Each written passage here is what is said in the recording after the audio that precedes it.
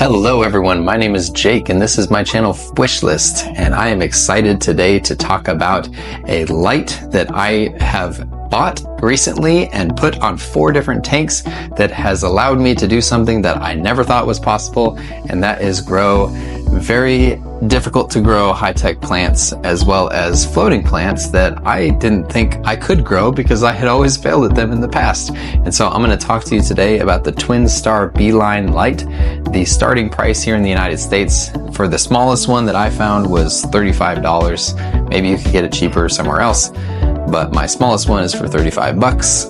And I think the next level up is something like 40, 45, and then it goes up from there. I bought these lights for these nano tanks. I've done a nano tank in the past, and when I say nano tank, it was more like a high-tech planted tank where I got dwarf baby tears and a whole bunch of difficult to grow plants. And I did kind of have some success doing it, but I also grew a lot of algae and it just kind of floundered and failed eventually. So this is my second attempt at that, and I decided to tweak a few things this time to see if I could have some success. And one of the things was this light. The last time I bought a very expensive light, a Fluval light for my tank, and it was probably a little bit too much power. This one, however, seems to be perfect. It is really great. It's not the most adjustable light, doesn't have all the Bluetooth, Wi-Fi built-in timers. I do believe that their higher end lights have that, but it does have a dimmer switch. I have my little Caridina planted tank here that I have the switch turned almost all the way down on the light, just because it's a long story. I got the Caridina shrimp in the mail and the bag had popped, and that was sad, so I put the shrimp in the tank right away. Didn't really get a chance to drip acclimate them. Most of them died, so I only had 2 left in there, and 2 wasn't enough to be able to keep the algae at bay, so I turned the light all the way back and ordered some more shrimp, and those are going to help me keep this algae at bay, and then I can enjoy this light again. So the light has a dimmer switch that you can change the dimness. That also has a built-in timer on it, which is pretty cool if you want to do that. I personally use my Wi-Fi timers to be able to control the length of the light. It just works a little bit better for me.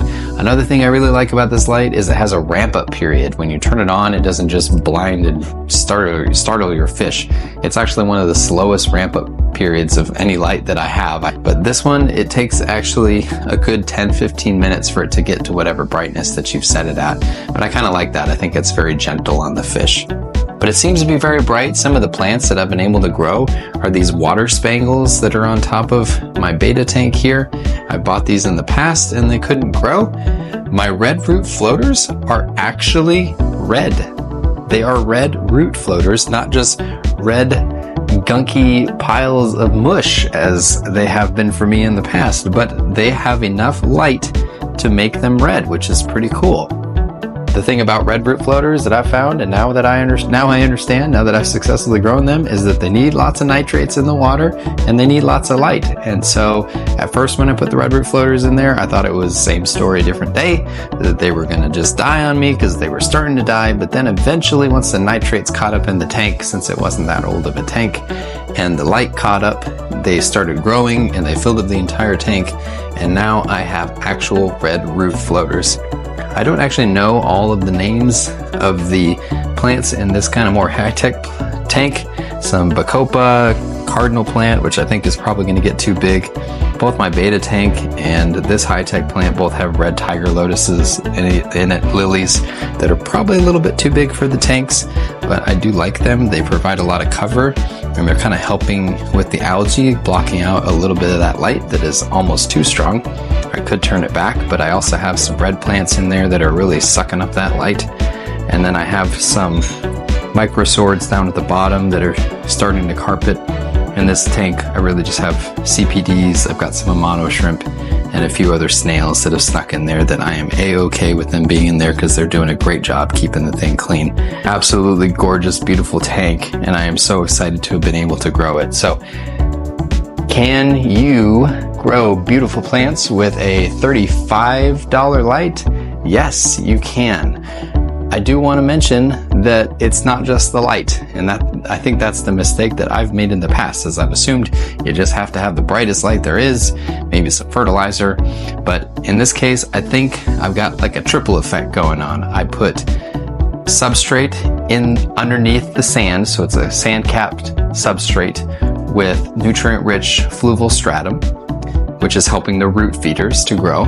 I have CO2 running in 2 of these tanks, which is helping to grow a lot more lush plants. I have the bright light, which is helping a lot. And I know I said 3, but I'll throw in some bonuses. I think the floating plants help kind of block out the algae. That might not be a great idea if you have plants that need high light, but in a newly established tank, I think those floating plants do a great job of preventing too much algae buildup and therefore preventing problems from that algae to keep plants from growing down at the bottom of the tank.